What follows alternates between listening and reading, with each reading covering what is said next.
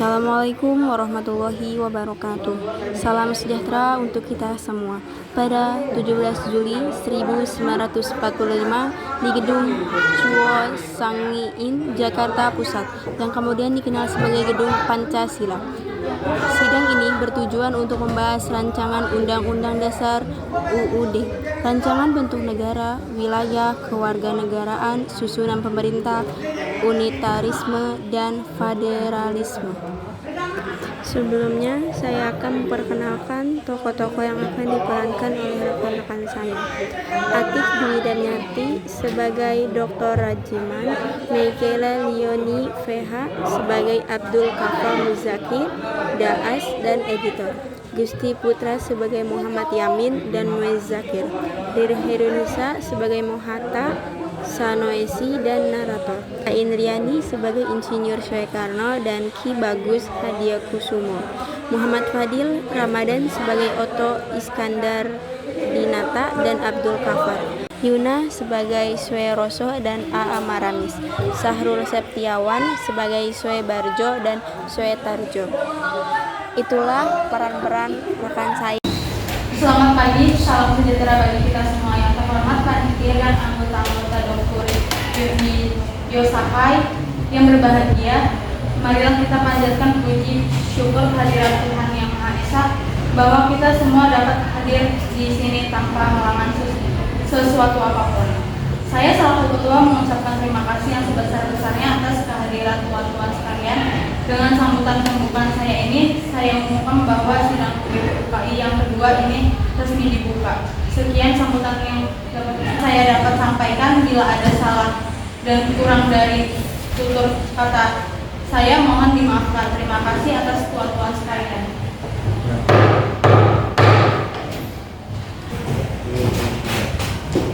Tuan Ketua, saya di sini akan menyampaikan usulan-usulan yang telah saya terima selaku Ketua Panitia Kecil yang telah dibuat pada sidang BPUPKI yang pertama.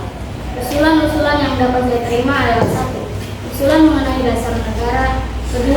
Mengenai unifikasi atau federasi. 3. Tentang keuangan. 4. Tentang agama dan negara. 5. Tentang pembelaan negara. 6. Tentang warga negara. 7. Tentang bentuk negara dan kepala negara. 8. Tentang daerah. Dan yang ke-9 adalah meminta merdeka selekas-lekasnya. Padukan Tuan Ketua, saya juga akan mengumumkan bahwa adanya tambahan anggota baru, yaitu Abdul Fattah Hasan, Asyikin Ratan Negara, Suryo Hadimin Jojo, Muhammad Nur Besar, dan Abdul Kafar. Saya mohon dari bantuan anggota sekalian. Oleh karena itu, kita menghadapi saat yang suci. Jadilah kita mengheningkan cipta, supaya janganlah hati kita dipenuhi oleh sesuatu hal yang tidak suci, tetapi dengan segala keikhlasan menghadapi keputusan bentuk negara yang akan didirikan. Jangan hati yang murni yang tidak berpengaruh oleh sesuatu maksud yang tidak suci. Oleh karena itu, saya mohon kepada berduka tuan-tuan sekalian, sukalah tuan-tuan berdiri di hadapan hadirat Allah SWT untuk meminta doa. Usul itu kita sepuluhi, dan saya minta marilah kita mengheningkan kita supaya mendapat pikiran yang suci dan murni dalam pemilihan. Bagi anggota yang muslim, mari kita membaca Al-Fatihah untuk memulai persidangan BPUPKI yang kedua ini. Sedangkan yang non-muslim berdoa sesuai keyakinan masing-masing. Berdoa mulai. Al-Fatihah. Para anggota BPUPKI mulai berdoa menurut kepercayaan masing-masing. Mari kita mulai pemungutan suara dengan cara voting. Mengapa harus dengan cara voting? Mengapa tidak musyawarah mufakat saja? Karena dengan voting kita bisa memutuskan masalah dengan adil. Kita juga dapat menghemat waktu karena kita tidak mengeluarkan kata yang tidak penting. Marilah tuan-tuan kita melakukan voting untuk menentukan bentuk negara. Sesudah itu lakukan pemungutan suara. Tuan Ketua, kami sudah mengetahui bahwa ada 64 stem yang memiliki republik, ada 55 stem kerajaan 6, lain-lain 2, dan belangko 1. Saya mengucapkan terima kasih atas pekerjaan komisi anggota sekalian sudah mendengar bahwa telah dipilih oleh sidang Dokuritu Yunbi Yosakai yang kedua kali ini yang melahirkan 64 STEM ialah yang 55 republik, 6 kerajaan, 1 belangko, dan 2 lain-lain. Jadi semuanya ada 64. Sudah ada ketetapan dalam waktu ini. Nanti kita membuat pelaporan yang sejelas-jelasnya. Jadi putusan panitia itu republik. Sudah terang, republik yang dipilih dengan suara terbanyak. Sekarang saya minta Apabila bangsa Indonesia pada masa ini mempunyai ketinggian kehendak dan kemauan dan menjunjung tinggi apa yang angan-angankan, hendaklah sanggup pula mengakui bahwa tanah Melayu itu sebagai dari tanah air kita. Tanah Papua itu sumber kekayaan kita. Janganlah sumber kekayaan yang diwariskan oleh nenek moyang kita hilangkan sia-sia belaka.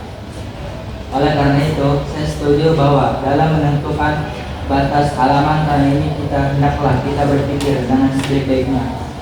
Janganlah didasarkan pada soal apakah kita sanggup atau tidak sanggup, tapi pula apakah akan ditimbul kesanggupan akan meledak atau tidak. Soal lain pula berhubung dengan tanah Papua. Memang hal ini dalam ilmu pengetahuan, etnologi, bahasa, geografi ada yang menyebutkan bahwa bola Papua tidak masuk tanah Indonesia. Tetapi paham ini hanyalah dilahirkan oleh orang-orang yang mengarang buku yang bersangkutan. Tetapi ada juga paham-paham lain yang mengatakan bahwa seluruh Papua masuk Indonesia. Perkataan Indonesia dibuat oleh orang yang mempunyai paham yang mengatakan bahwa Indonesia melingkungi daerah Malaya dan Valencia. Jadi dengan sendirinya pada waktu perkataan Indonesia lahir dimaksudkan bahwa tanah Papua masuk dalam daerah Indonesia. Dalam ilmu strategi, alangkah besar bagi kedua-keduanya untuk menjaga sisi masing-masing. Artinya, kalau kita melihat batas kita di timur, ke Pulau Timur, saya setuju sesekali dengan anggota yang terhormat Muyamin, yaitu agar pulau itu dimasukkan dalam lingkungan kita terletak Indonesia Baru. Begitu pula Borneo Utara, di mana terletak Sarawak, dan juga negara Papua bukanlah kita meminta, tetapi hal itu beralasakan kebangsaan. Jikalau peperangan sudah berakhir dan kemenangan akhir telah tercapai, kita dapat melengkapkan aturan-aturan itu menjadi aturan-aturan yang sesuai dengan keadaan zaman pada waktu itu. Dengan permintaan Indonesia merdeka, ialah seluas Indonesia Belanda dahulu. Jikalau kemenangan akhir tercapai dan ada permintaan yang nyata dari Malaysia Selatan, Borneo Utara, bahwa rakyat di situ merasa juga ingin masuk dalam lingkungan kita, dan senang hati mereka akan kita terima sebagai bangsa kita di dalam Indonesia merdeka. Bagaimana jikalau kita menambah Malaya? Ya, kita juga harus menambah Borneo Utara supaya masuk dalam wilayah Indonesia. Saya akan menambahkan Papua supaya masuk ke dalam wilayah Indonesia. Kami juga akan menambah Timor, Portugis supaya masuk di wilayah Indonesia. Kami bertiga mengusulkan untuk pulau-pulau sekitarnya dapat dimasukkan ke dalam wilayah Indonesia. Pada Kesatuan kedua, Undang-Undang Dasar negara manapun tidak dapat dimengerti sungguh-sungguh maksudnya Undang-Undang Dasar dari suatu negara.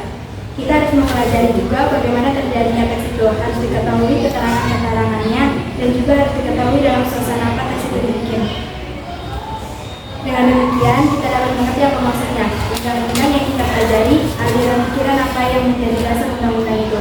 Oleh karena itu, segala pembicaraan dalam sidang ini yang mengenai rancangan-rancangan undang-undang dasar ini sangat penting. Oleh karena segala pembicaraan di sini menjadi material, menjadi bahan yang historis, bahan interpretasi untuk menerangkan apa maksudnya undang-undang dasar ini.